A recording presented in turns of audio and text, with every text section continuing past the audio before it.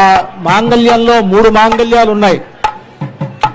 ఒకటి పుట్టినింటి వారి మాంగళ్యం, ఒకటి మెట్టినింటి వారి మాంగళ్యం, ఇంకొకటి భక్తులైనటువంటి రామదాసు గారు తయారు చేయించినటువంటి మాంగళ్యం. అంతా సేవించండి. ఆ మాంగళ్యాన్ని రామచంద్రమూర్తి సీతమ్మ వారి మెడలో అలంకరిస్తారు ఇంకొద్దిసేపట్లో. మన పద్ధతిలో దక్షిణ దేశంలో మాంగళ్య ధారణ అనేటువంటిది ముహూర్త సమయానికి జరుగుతుంది. తమిళనాడు ఆ ప్రాంతాలు. మన తెలుగువారు ముహూర్త సమయానికి జీలకర్ర బెల్లం ఉంటుంది. ఇవన్నీ కూడా మనలో కలిసిపోయి ఉన్నాయి. ఈ ఆచారాలన్నీ ఇవన్నీ మనకి రామచంద్రమూర్తికి ఆ ఆచారములన్నిటితో పాటు జరిగేటువంటి గొప్ప కళ్యాణం. ఆ రామచంద్రమూర్తి సీతమ్మ వారి మెడలో ఆ మాంగళ్యాన్ని ధరింపజేసేటప్పుడు జగద్రక్షణ హేతున అంటారు.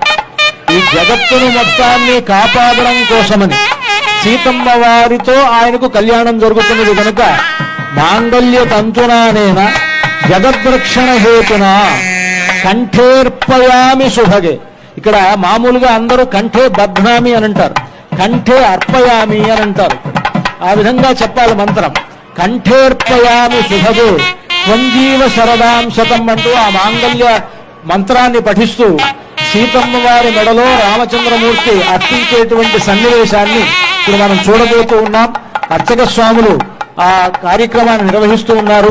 సాక్షాత్తు రామచంద్రమూర్తి సీతమ్మ వారి మెడలో ఆ మాంగళ్యాన్ని ధరింపజేస్తూ ఉన్నారు. సుమంగళీరితి మంత్రేణ శ్రీ సీతా మహాలక్ష్మీదేవ్యాః కంఠే మంగళసూత్రం బధ్వా